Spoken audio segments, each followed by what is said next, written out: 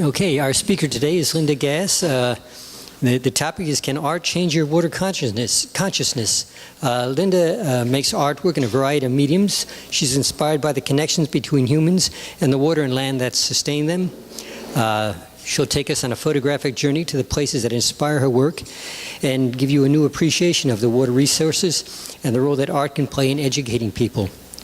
She's got a background in math and computer science, but has been working in textiles for the past 17 years. She exhibits her work internationally in galleries and museums and is published in numerous books and magazines. Linda, please welcome her. Thank you for that nice introduction, Alex. Okay. So thank you for all coming today. I'm really honored that I have so many friends here too. Thanks for coming. And first of all, I'd like to invite you to be present in the moment. So if you have a cell phone that's on, if you could just turn it off or onto buzz, please, that would be great. And then I'd like to ask you to save any questions for the end. I've left time for that. So the title of the talk is, can art change our water consciousness? And this is the question that motivates me to make my art, because I believe in the power of art. And I believe the answer to that question is yes.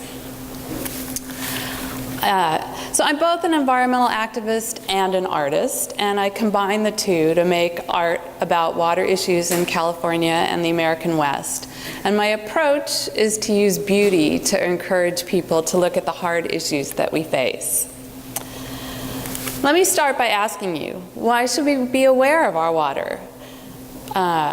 Think about it. Can we live without water? Do we need clean water? Lots of aspects of water that are important. But most people take it for granted. If you ask people where their water comes from, they may not know. The tap is the most frequent response. If you live in Silicon Valley, some, if not all, of your water comes from a river or stream somewhere. And some of us also get our water from groundwater. If you live south of Palo Alto, some or all of your water is pumped from the aquifers below Santa Clara Valley. And then some of us drink water that's stored in our local reservoirs, which comes from local streams. And many people in the Bay Area get their water from hundreds of miles away. Cities like San Francisco and Palo Alto get their water from the Tuolumne River that's stored in Hetch Hetchy Valley in Yosemite National Park. And this water is so pure that it hardly needs any treatment. Others also get part of their water from hundreds of miles away from the Sacramento-San Joaquin Delta. But this water contains a lot of fertilizers and pesticides from agriculture, and it needs to be heavily treated before we can drink it. So what about the quality of our water? Is it really safe for us? Here in the Santa Clara Valley, our storm drains discharge into our creeks, and that water goes into our reservoirs. The storm water flows through our streets, picking up whatever oil or fertilizers and pesticides have flowed off of lawns, and all kinds of other bad stuff. And if you hike around some of our local reservoirs here in Santa Clara Valley, you'll see these mercury warning signs. And this contamination is still present today from the historical mining activities that took place. And what about the damage that we're doing to our environment by taking too much water out of our streams, or the toxins that end up in our streams killing fish? So how can we get people to stop taking water for granted and to become more conscious of what we're doing? Well, turning on your tap and seeing this would certainly get your attention, but I prefer to do this, I prefer to get the message across in a more appealing way. Next, I'd like to talk about how I got interested in this topic and started making art about it. My inspiration is the wilderness, and it's the beautiful places that are barely touched by humans. And this is where I go to find magic and to recharge my batteries. My favorite way to explore the wilderness is backpacking, and I like to get away as far from civilization as I can. I have this lifelong love of working with fabric, which was taught to me by my maternal grandmother. I inherited her sewing box here. She used to visit us for the summer for 6 weeks every summer. And when I was young, she taught me to embroider and to sew by hand. I've made art ever since I was old enough to hold a crayon, and I'm the daughter of immigrant parents, and I was fortunate that they saved enough money to pay for my college education. However, when I announced to them that I wanted to study art, they said, well, if you want us to pay for your college education, you need to get a degree that you can earn a living with. So I was good, I happened to be good at math, and so I ended up graduating with a bachelor's in mathematical sciences and a master's in computer science from Stanford. And so this is my graduation photo. And my activism actually goes back to my college days. I'm wearing a sash that says, respect human rights, because this was during the Reagan era, and George Shultz was our graduation speaker, and you might recall the human rights violations that were going on during that time. So then when I graduated college, I joined a small software company where I could combine my interest in art and my programming skills, and the name of this little company was Adobe Systems. It was an amazing experience. I got to be part of the desktop publishing revolution of the 1980s. But after 10 really exciting years there, I decided it was time to do what I always really wanted to do, which was to make art. I'm not exactly sure how I got interested in water issues, but I think it had something to do with growing up in Los Angeles. So this is a photo of me at age 8 doing some plein air painting in my backyard in LA. My mom's from Luxembourg, this tiny European country where it rains a lot. And she tried to raise my sisters and I with the superstitions of her childhood.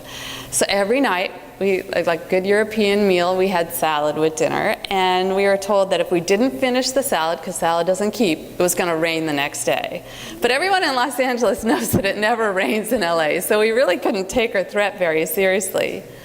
But that did plant this nagging question in my mind, because if it didn't rain and we were surrounded by all these swimming pools and lush lawns and palm trees and golf courses that needed a lot of water, where did that water come from?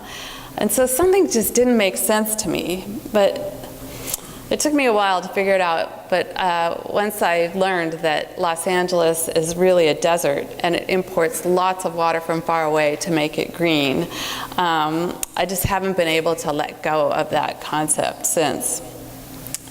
So I really feel like the topic picked me rather than the other way around, and it's up to me to get the word out. So it just naturally crept into my art. I began painting watercolors about 20 years ago, and I've been sewing clothes by using a sewing machine since I was 12. And then 18 years ago, I went to a hands-on silk painting demonstration at an art store where you could actually pick up a brush and dip it into the dye and touch it to the silk, and I was just mesmerized watching this dye flow into the silk, and it dawned on me, oh my God, I could paint my own fabrics to make my own clothes. So it was like doing watercolor on fabric, but it had the bonus that I could make my own fabrics for the clothes. So this was one of my first hand-painted silk garments. It has a John Muir quote on it that says, "None of nature's landscapes are ugly so long as they are wild." But after making a few painted silk clothing items and flirting with the idea of turning it into a business, I realized that I loved painting the silk, but I hated the repetitive production sewing of the garments. And I had done management when I was in software, and I wasn't interested in managing people to do that. So I started making wall art instead. So this is one of my first silk wall hangings. And there was something about the linear nature of the silk painting that just begged to be quilted, and I hadn't done any quilting, so I took a couple of one-day quilt classes and learned some basic techniques and put my new quilting skills to work. So this is a very traditional painting of a quilt design that I then stitched, and that was where it all started. So I was painting landscapes when I was doing watercolors, so then it was natural for me to try quilting a landscape that I painted on silk. So this is a piece, it's a bird's eye view of I-5 crossing the California Aqueduct in the Central Valley. And it shows the man-made river that moves water from Northern California and Oregon to Southern California and irrigates farm fields in what was once a desert in the Central Valley. And we're ruining the soil on this farmland through unsustainable farming and irrigation practices. The gold rush of the 1880s was the first mining of California, and to me, this is the second mining of California, and that's why I've named this after the gold rush. My life took some unexpected turns after the gold rush, and it took me about 7 years to get back to making stitched aerial landscape paintings. And this time I started making a series about San Francisco Bay. So the pink dot over here is the "You Are Here" dot. I always like to do that for context. And the bay is really one of our local treasures. It's an estuary, which means it's a semi-enclosed body of water where fresh water from the delta rivers and local creeks mixes with salty water coming in from the ocean. And you can see that most of the land around the bay is covered with buildings and pavement. That's what all that gray is. But the bay itself is still home to more than 750 species of fish, animals, and birds. So to help explain my artwork, I want to share some of the history of the bay with you, and I'm going to do it through maps. I'm a real map lover. When California became a state in 1850, the bay was surrounded by large areas of wetlands, which is shown in the bright green. Well, it's not so bright green with this projector, but it's this green here and all up in here. And but back when we didn't know how important these wetlands were for fish, wildlife, and even us humans, we filled them in.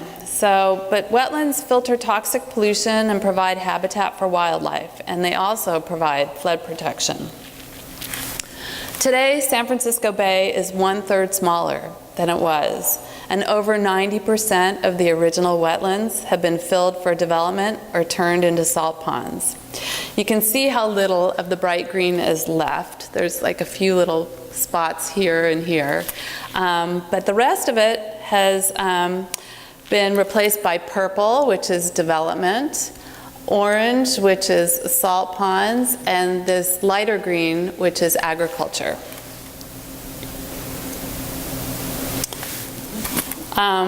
But it could have been worse. In 1959, the Army Corps of Engineers proposed filling the bay to nothing but a deep water ship channel by the year 2020. So all that brown area would have been fill. Luckily, this plan was stopped in 1965 by 3 women from Berkeley who nicknamed themselves the Tea Ladies because their ideas to preserve the bay developed when they met for tea in the afternoons. Catherine Kerr, Sylvia McLaughlin, and Esther Gulick formed 2 important organizations, Save the Bay and the San Francisco Bay Conservation and Development Commission, which is also known as BCDC. Okay. So back to how things looked in 1998, because I want to show you in the next slide that help is on the way. So watch the lower right corner of the map here. I don't know, do you see what happened there? I'll go back and do it again. But there's this red area that's come in the bottom here. So those red areas show 25 square miles of developed areas in the bay that were set aside in 2002 to be restored. And restoring these areas to wetlands will improve water quality, bring back endangered species, and increase flood protection. And this was all done through this really unique public-private partnership where public agencies and private foundations got together and raised the money to purchase this land. So this was the first artwork that I made in this series. It was the first one I got back to making this aerial landscape quilted painted silk art. And it was inspired by the mesmerizing and mysterious view of the salt ponds that I would see when I'd fly over San Francisco Bay. And I just wondered, what were those unreal colors and shapes? So I did some research, which is what I just presented to you. This piece is entitled Puzzle of Salt, and it's a bird's eye view of the industrial salt ponds near Redwood City. These salt ponds were built in the wetland areas to make table salt. Although it's good news that some of the wetlands are going to be restored, it's a complex task, and it might take more than 50 years because there's technical, environmental, financial, and political problems standing in the way. So the landscape of the salt ponds reminds me of jigsaw puzzle pieces, literally. And in turn, these shapes remind me of the puzzle to be solved in restoring these ponds to wetlands. So this artwork's related to Puzzle of Salt. It's the same landscape, and it's entitled Wetlands Dream. But it's my imagined landscape of what this same area will look like when the salt ponds are all restored back to wetlands. Although it's my imagined landscape, I didn't totally make it up. I researched historical photographs of that area to understand what the wetlands looked like before the salt ponds were built.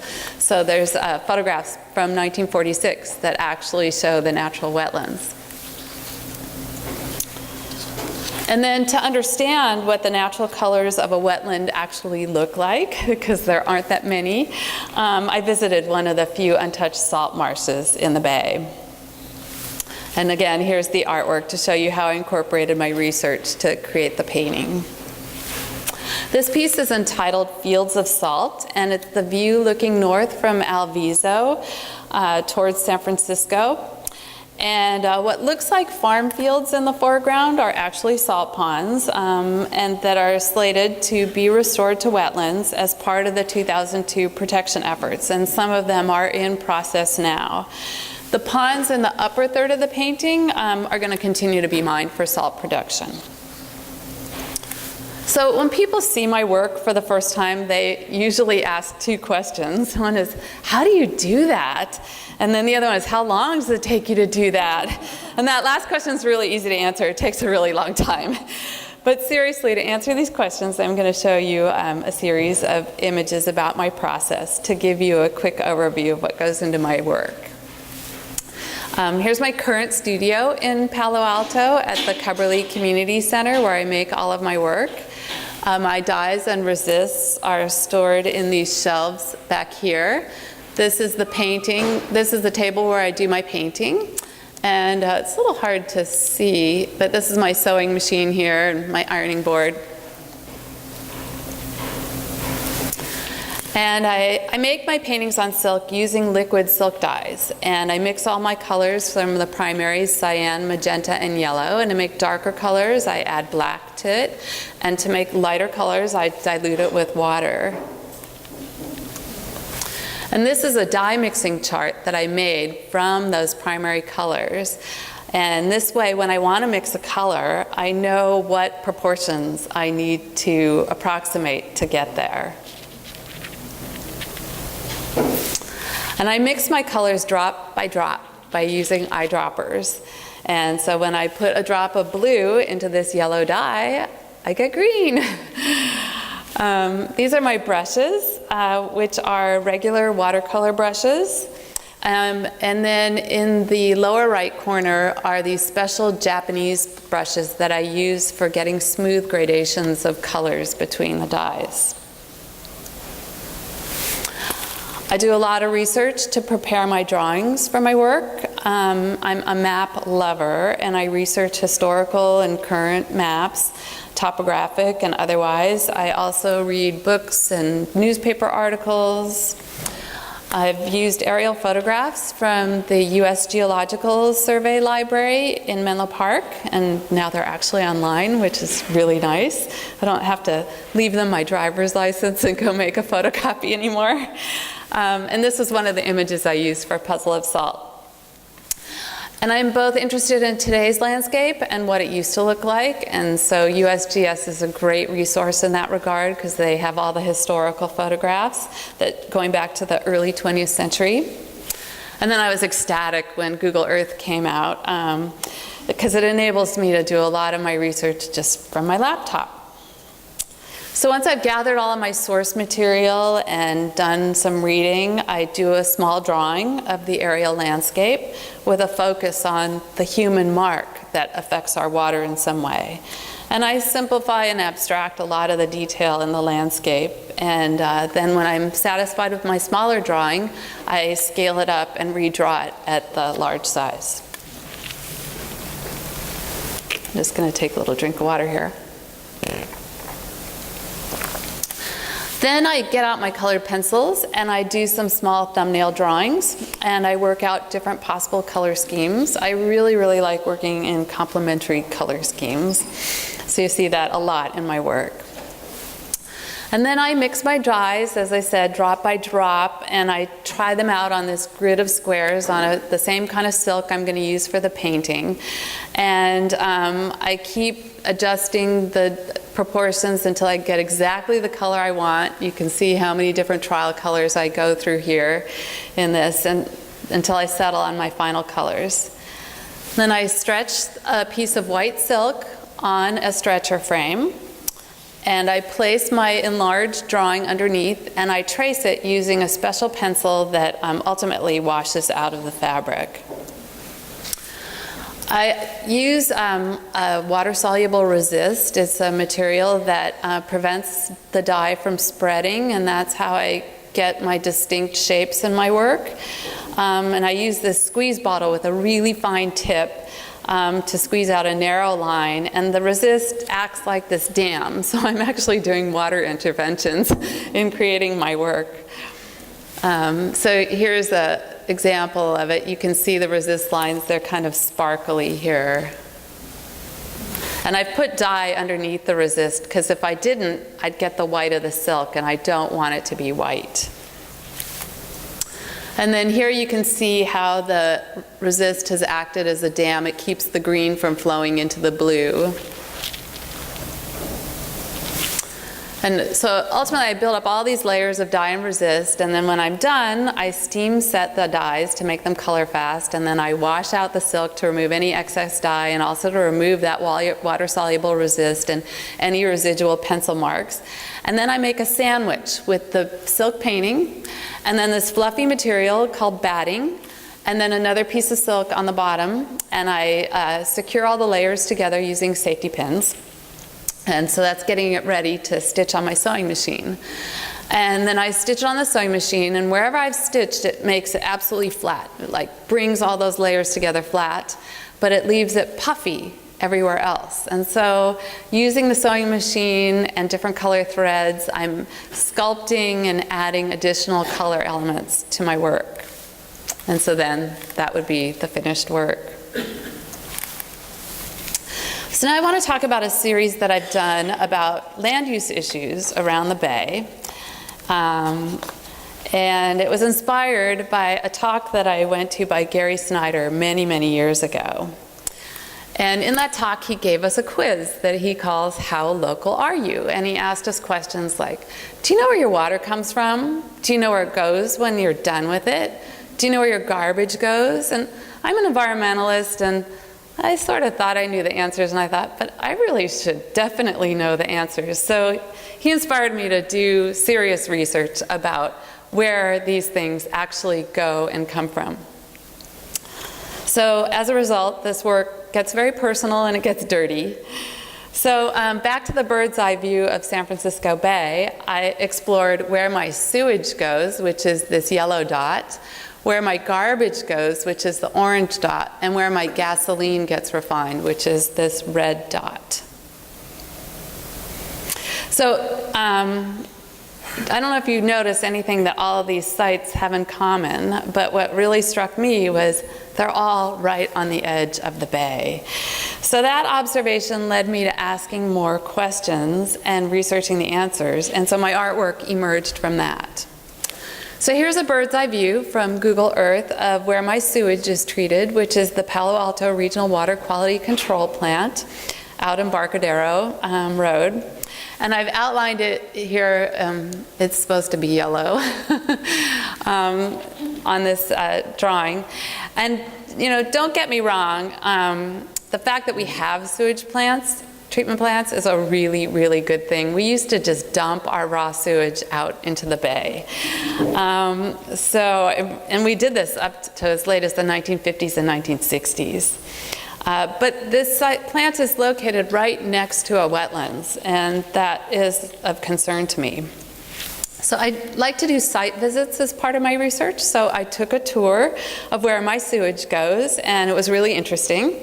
This is an aeration pond where oxygen bubbles vigorously through the sewage sludge to aid the bacteria that break down the organic matter. And I was really surprised because this didn't really smell that bad at all. And this is one of those magical natural processes because they don't add bacteria to this. They just add oxygen to aid the bacteria that came out of our bodies to digest the organic matter that came out of our bodies. So this is the artwork that I did in response to my research. It's entitled Treatment with a question mark at the end. It's a view of the Palo Alto plant with the living wetland in the foreground. And it's where my sewage is treated to nearly drinking water quality and discharged into the bay. This facility processes 25 million gallons per day. That's a lot of treated fresh water that we're putting out into the bay. It's diluting the salinity. And as our population grows, we need to find ways to decrease the wastewater that we generate and recycle more of it. There are many good water conservation and gray water systems in existence today that we really need to work on adopting more widely to stop using so much fresh water and to keep our bay healthy. I'll show you one more work from this series. This is a view from Google Earth of the Chevron refinery in Richmond, where my gasoline and everyone else who drives a gasoline car is refined. And it was put on the edge of the bay for convenient delivery by tanker ship. So this is a view of the storage tanks at the refinery. Chevron doesn't offer tours, and they don't want you visiting their property, so I had to research it through reading and through other people's photographs. The refinery covers about 2,500 acres, and it processes 225,000 barrels of crude oil daily. It's the largest industrial polluter in the region. It's been fined in the past for discharging untreated toxic wastewater into the bay and emitting toxic fumes into the atmosphere.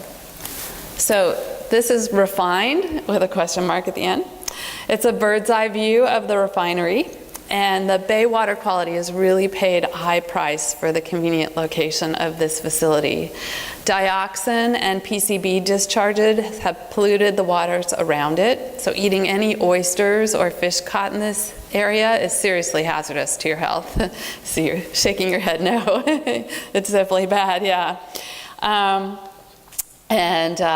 Many of us aren't aware of what goes into refining our fuel, but I think about it now every time I fill up my car. And I'd love to find a way to wean myself off gasoline today.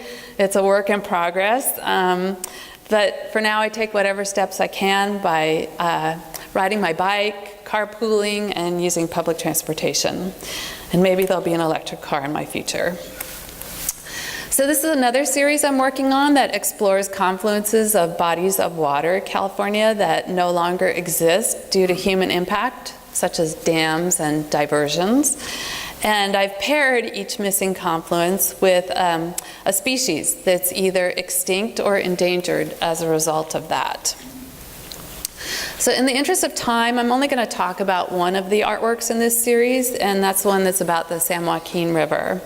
And the San Joaquin's the largest river in Central California.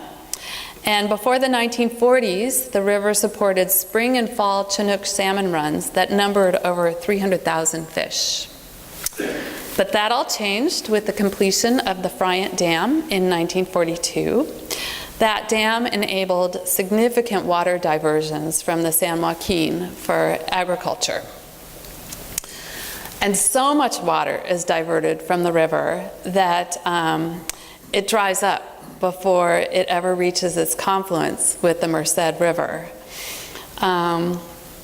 So this once mighty river actually runs dry. It could never support a steamship now. And 10 years after that dam was built, the count of Chinook salmon was 0. That salmon run is extinct. However, there's an effort underway to restore the river and the salmon runs. In 1988, 13 plaintiffs filed a lawsuit and successfully proved that the Friant Dam's diversion of water from the San Joaquin violated both the Endangered Species Act and California's public trust doctrine. However, it took 18 years to reach a settlement. It's finally reached, and the settlement terms were requiring that the river flow be restored and that salmon be reintroduced by the end of 2012. They're running a little behind schedule, but in the spring of 2014, 54,000 juvenile salmon were released to restore the spring salmon run. And this is a photograph from 2009 when they did a test release of putting water back into the river. Because the channel was dry for so long, some crazy things happened, like people actually constructed buildings in the dry channel. So they've actually had to divert the flow of it to different ways. It's been this incredible project to try to restore it. And I like to do site visits. I happened to go in February 2011. I wanted to see that confluence. And if you remember that year, it was our last really good rain year, where I think we were 145% of normal. So, of course, the confluence, which I was expecting to see be pretty meager, was actually in flood. So this is my artwork done in response to my research. It's a bird's eye view of the confluence of the San Joaquin with the Merced River. The San Joaquin is the dry brown river coming into the blue Merced River and paired with the Chinook salmon. And here's a detail of the salmon so you can see my painting and my stitching. So in addition to my stitch paintings, I've done textile installations in the landscape, also known as land art. And I did these as part of 2 different land art workshops that were Stanford Continuing Studies courses. And they were truly interdisciplinary classes taught by a geologist, an anthropologist, and an artist who does land art. So it was 6 classroom sessions where we learned the geology of an ancient waterway that once flowed from Mono Lake all the way into Death Valley. We also studied land art by artists such as Christo, Robert Smithson, Andy Goldsworthy, and many others. And then we studied, as our anthropological issue, California water politics. So 13,000 years ago, the last ice age ended, and the glaciers started melting and flowing out of the Sierra Nevada, and they flowed into Mono Lake to the point where it was overflowing and flowed down the Owens River Valley, filled Owens Lake to overflowing, all of these lakes to overflowing until it filled Death Valley to overflowing. Death Valley was once a lake. So this is the ancient waterway that we studied. The workshop culminated in a 5-day wilderness camping trip where we traveled the path of the ancient waterway, and we did different temporary art installations along the way. Our works were to relate to the landscape and the human history, and basically we would have about 2 hours to create our landscape, document it, go around, tour everybody's installations, pick it up, move on. So it was really a pretty interesting trip. And so this was one of my installations here, and somebody set up their tent here, and there's a couple of other people working on their installation there. So our trip began at Tioga Pass, seen here with the winter snowpack in May. And then the next thing we did was travel down to Mono Lake, which is one of the oldest lakes in North America. It's believed to be over 700,000 years old. And over the past 40 years, it's been at the center of a debate over whether the wilderness is a resource for humans or a preserve for nature. And the court battles of the lake, over the lake, have challenged, and they've actually changed the interpretation of California's water laws. Mono Lake plays a vital ecosystem role. It's an important stopover for migratory birds on the Pacific Flyway, and it's also the ancestral breeding ground for the California gull. The streams feeding this lake do double duty. They provide water for the city of Los Angeles, and they provide water for the lake and all the birds that depend on it. So in 1941, the city of Los Angeles began diverting water from the streams that feed Mono Lake. And by 1982, the water level had dropped by 45 feet. Over 18,000 acres of land were exposed. The lake lost half of its volume and doubled in salinity. In 1994, after a decade of litigation, the State Water Board ordered that some of the water that once flowed to Los Angeles be returned to the lake. So as a result, the lake's risen back up by about 10 feet. And this is a different view, aerial view, with the outlines of the lake boundaries to give you a sense of just how dramatic the changes have been.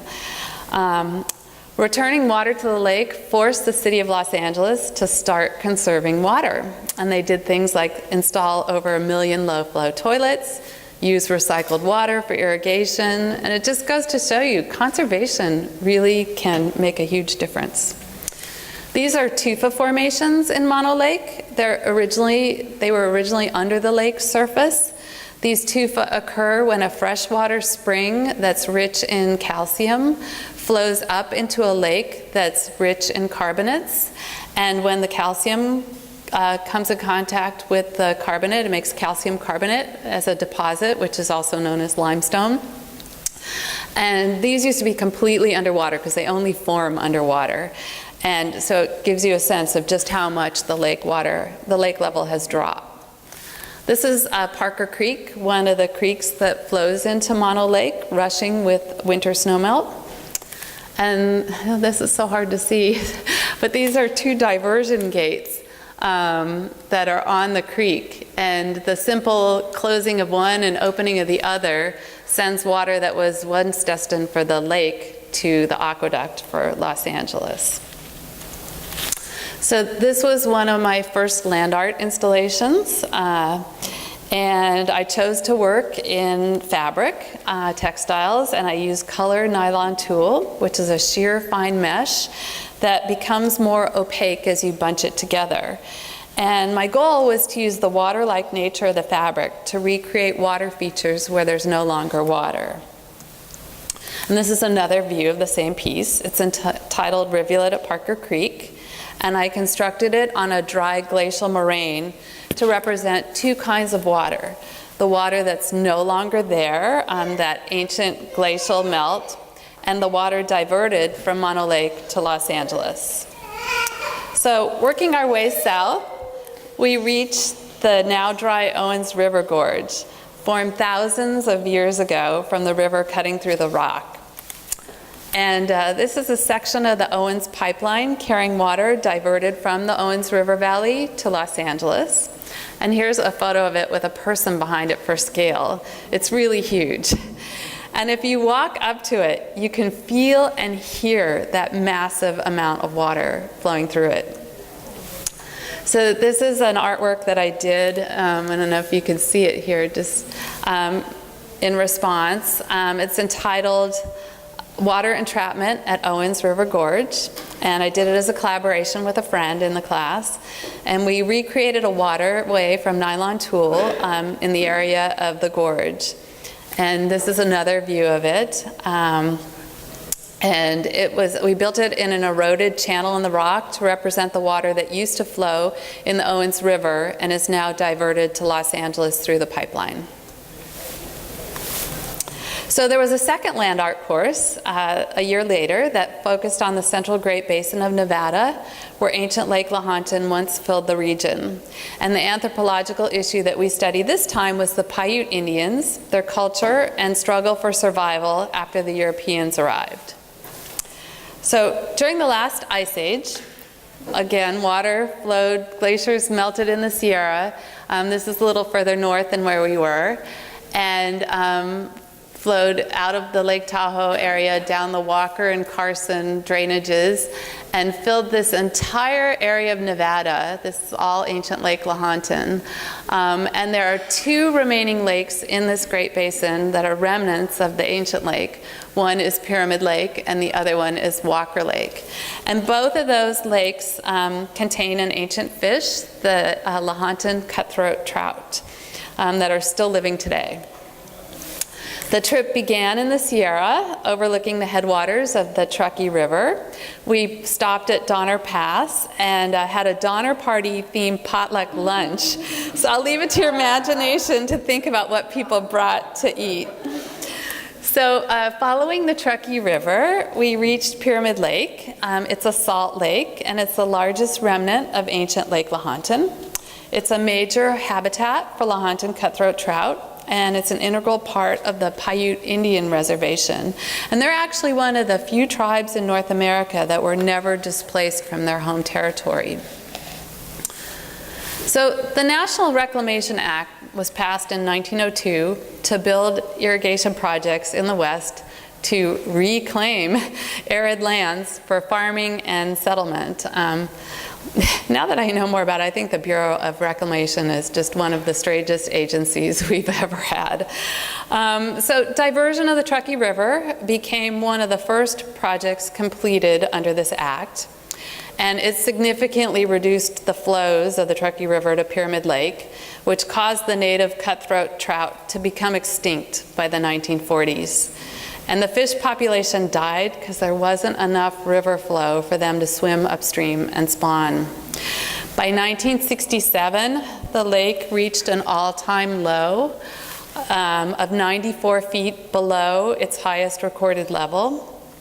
The water level today is 23 feet higher than that lowest point because the Paiute tribe sued the federal government and won, resulting in less water being diverted. And the lake's now artificially stocked with cutthroat trout from hatcheries that are managed by the Paiute tribe. And this is a giant tufa formation that was formed in the same way as those at Mono Lake, but it was formed under Pyramid Lake when it was part of ancient Lake Lahontan and much, much deeper. But it's now exposed, mostly due to the Earth's natural warming since that ice age. And you can see my land art installation here in the foreground. My goal was to embroider a story in the landscape, a narrative of place. And I made these long, narrow strips of fabric that I brought with me to represent stitches of thread. And the idea was to connect the past and the present landscape by putting giant stitch marks using different kinds of embroidery stitches. So this is another view of that same piece. Now I'm up on that tufa formation looking out towards the lake. And I'm trying to stitch together the present level of the lake, so the stitches go all the way to the boundary of the lake, with the past level in the ancient time, so that's why the stitches ran up the formation. You can't, it's hard to see, but they go all the way up to here. And I use the colors of the stitches to represent warmer and cooler times in our climate. So the cooler times are the blues when our planet when it was wetter, and then the hotter colors, the yellows and oranges, are the warmer climate. And now as our climate is warming, they get hotter and hotter as you get to the lake level. So traveling north and east, about 80 miles from there, you get to the Black Rock Desert. And if you've been to Burning Man or heard about it, this is where it takes place. It's a 400 square mile dry lake bed, so desolate that nothing grows here. The former lake dried up at the end of the last ice age, and that ancient lake, that water level would have been 500 feet above this lake bed. This is another embroidered landscape that I did, and to represent the water that once filled this lake bed. So I wanted to connect the present dry earth with the former lake by making stitch marks that represented water. So I chose the zigzag stitch because it reminds me of the pattern of ripples that you'll see on the surface of water. So last month I just finished one of the largest artworks I've ever made. It's a dark work, and it's a departure from my usually colorful work, and it's about the impact of the rimfire on the Tuolumne River watershed. For context, we're in Palo Alto right now, and this community gets its water from that watershed. In the Pacific Northwest, they have rainforests, and in the Sierra, we have fire forests. Fire is a natural part of the life cycle of a healthy forest, and many species actually rely on fire for their survival, like this giant sequoia in Yosemite National Park. And fire scars like this are very common to see on healthy growing trees. But if you combine drought, summer heat, and an abundance of fuel from decades of fire suppression, you get a mega fire like the Rim Fire that burned so hot and fast it consumed entire trees, entire forest areas.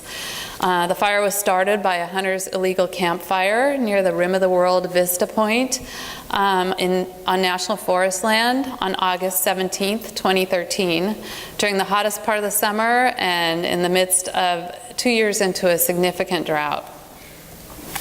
This map shows how quickly the fire grew. It expanded to nearly 400 square miles in just over 7 days. And it was finally contained more than 2 months later on October 24th, 2013.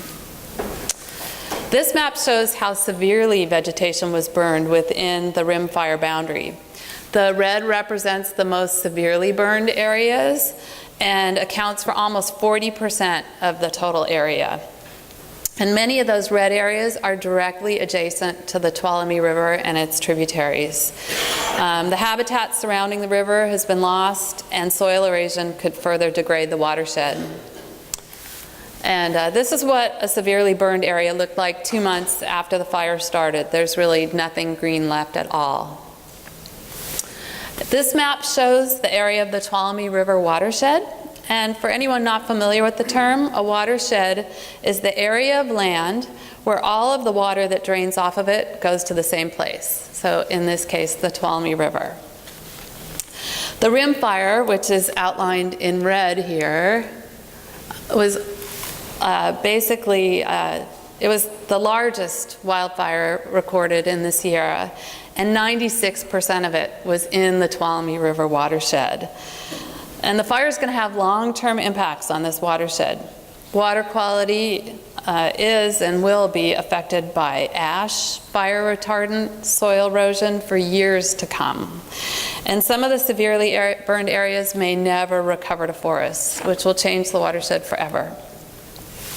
So for the artwork, I wanted to use the language of maps to show how much of the watershed had been severely burned. So this is a close-up of the overall drawing for the artwork. I overlaid that vegetation burn severity map on the 7.5-minute topographic maps for the region, and I traced the topographic lines only in the areas that were severely burned.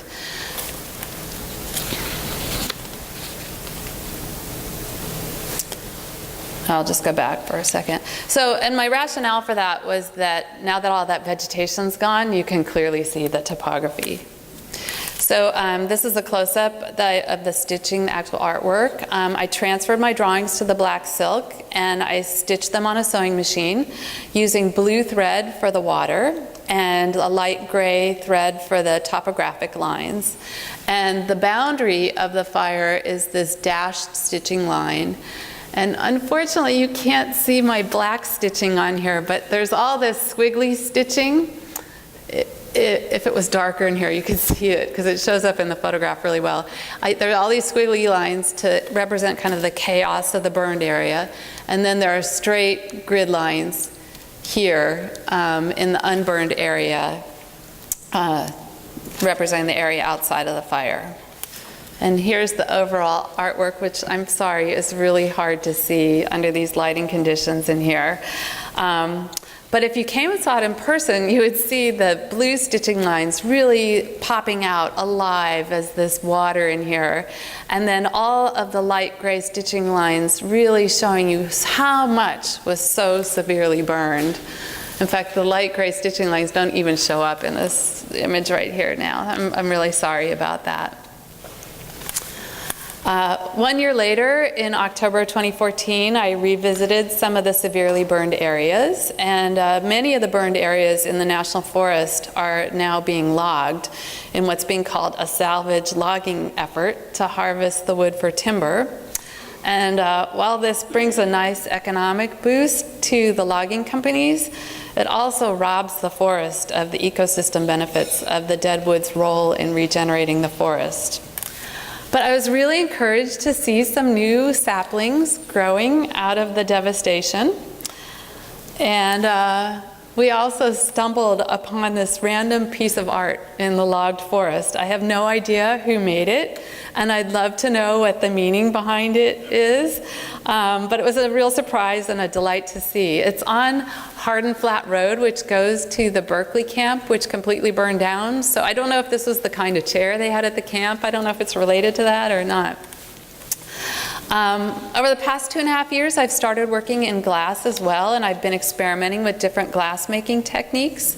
This is an adaptation in leaded glass of one of my wetlands paintings. And I took a glass casting class at San Jose State, and using the lost wax technique and building plaster silica molds, I cast this faucet out of glass, a symbol of the vulnerability of our water supply.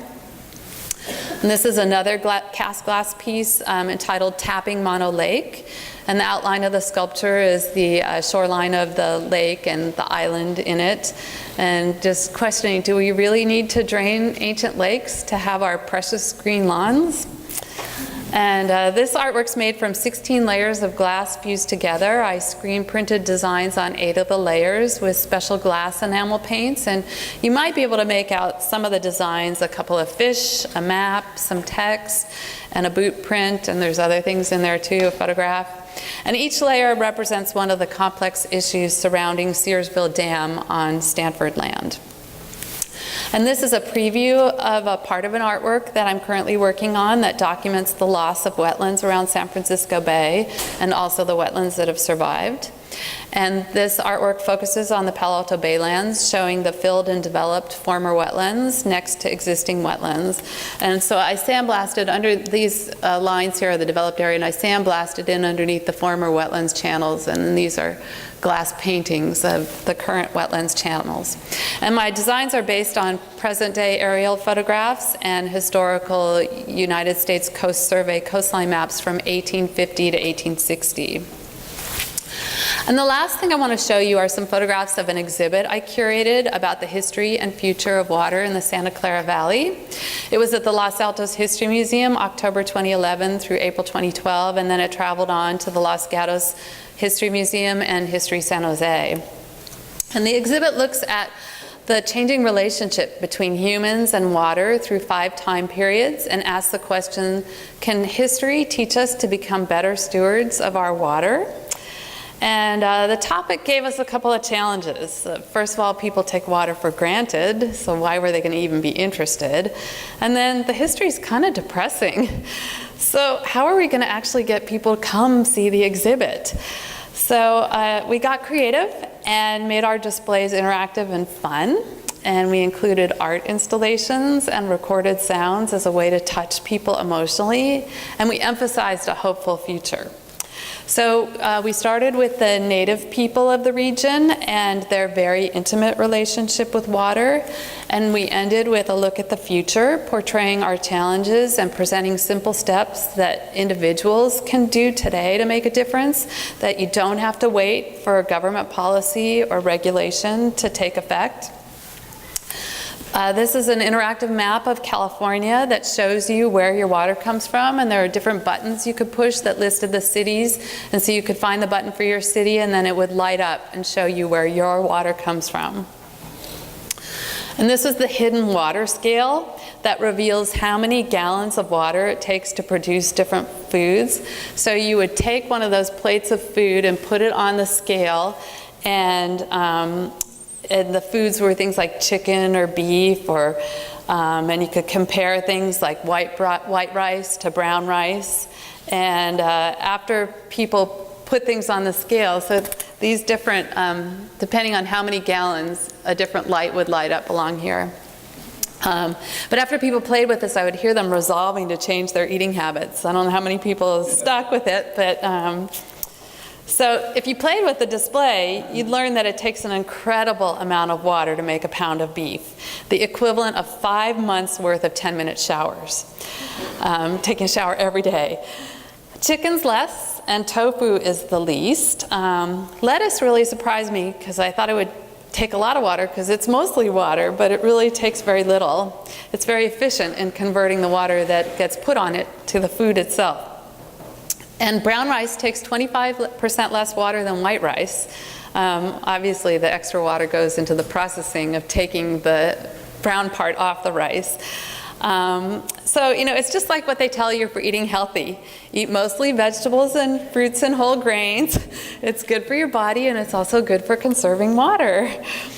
And people would express disbelief when they saw this 72-foot-long installation with 153 one-gallon water bottles that represents the average daily water use per person in the Santa Clara Valley. And the different colors that were painted along here show the proportions at which that water is allocated in general. So 50% goes to landscape.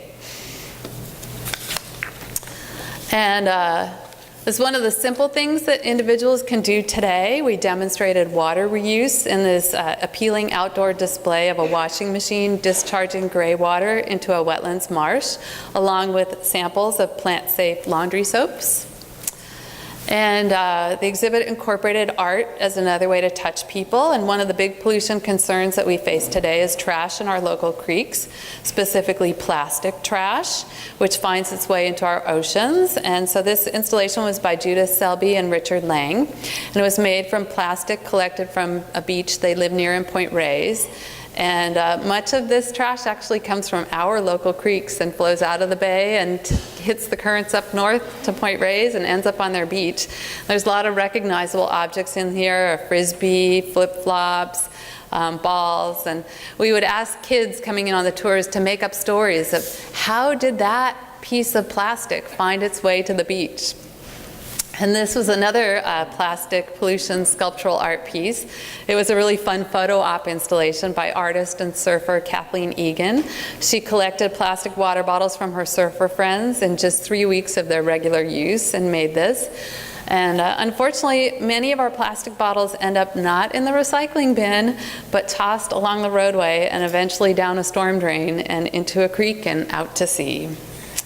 This old-fashioned water hand pump was supposed to show the effort that it took to pump a gallon of water, but the kids thought it was really tremendously fun, and they didn't think it was work at all. I'm sure if they had to do it every day to get their water, it would be a different thing. And we had the pump water flow through a piece of permeable concrete to demonstrate how you could look at different paving applications that would actually help recharge our groundwater. Oh dear, for some reason this did not come out right. So this is basically a slide about, when I give these talks, people come up to me afterwards like, what can I do to make a difference? And so I brought a handout, I have a few of them up here, that has suggestions that you can do personally, politically, and then by helping other nonprofits. And I also have it on my website. So, come up to me afterwards if you're interested, and I'm all out of my little flyers. And then, I had another slide which didn't come out either, I'm not sure why, but it just said if you want to see my work in person, I'm having an open studio May 3rd and 4th in Palo Alto at the Cubberley Community Center. So this brings me to the end of my talk. Thank you for inviting me to speak with you today, and I'm happy to answer any questions that you might have.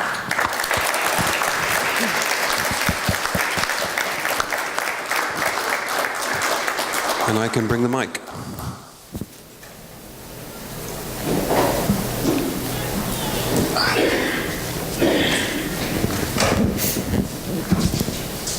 I have a question about the installation you did. I believe it was, I don't remember which lake it was, but was that stitching across a whole lake?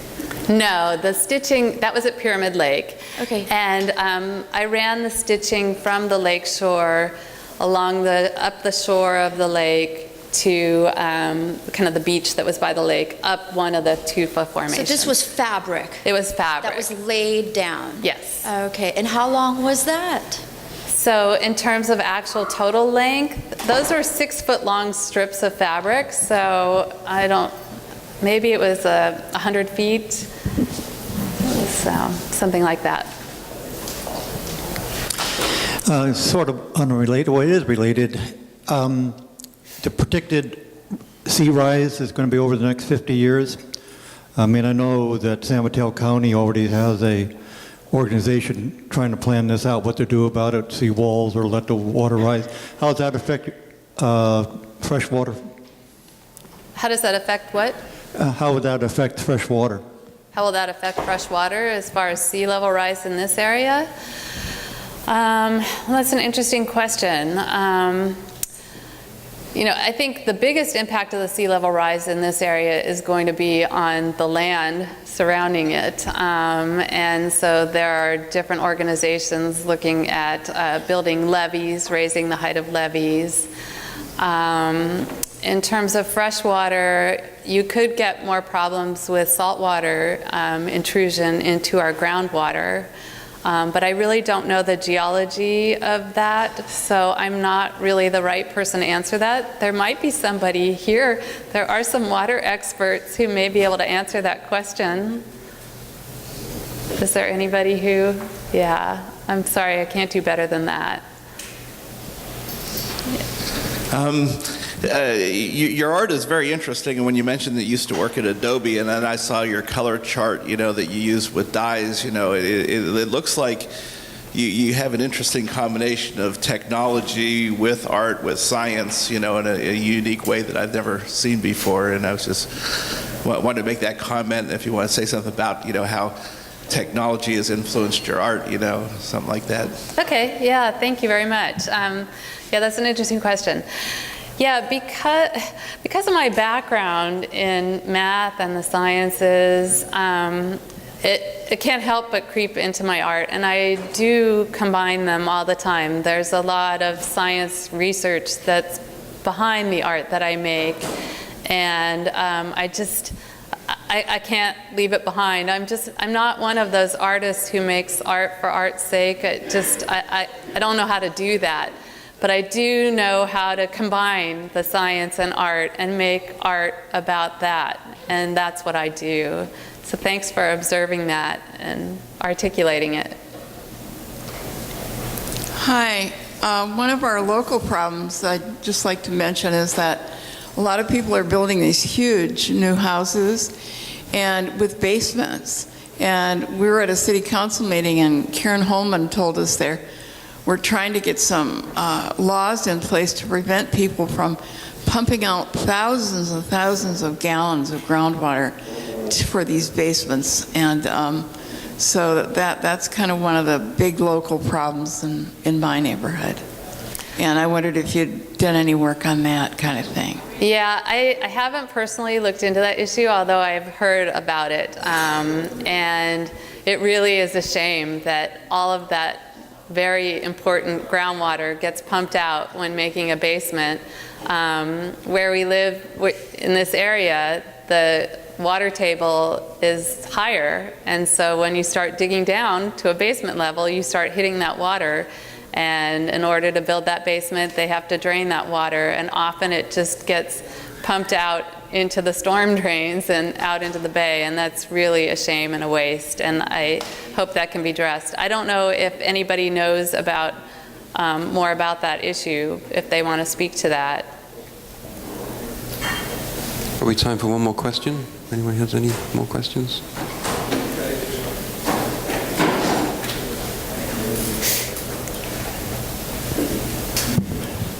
Yeah, I was just wondering, what was the thing in 2002 that was passed that's going to restore some of the baylands? Was that congressional action or something in Sacramento?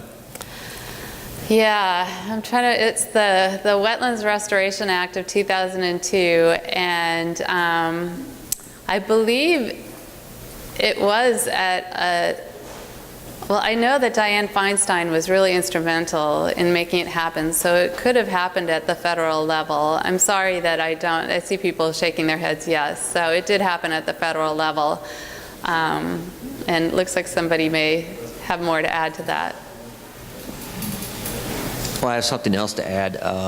The plastic industry is lobbying to repeal the plastic bag bans, and which would bring more plastic into the oceans and into the environment. So just be aware of it, that there might be a proposition coming up in 2016 to repeal the plastic bag bans, and 96% of the funding comes from outside of California.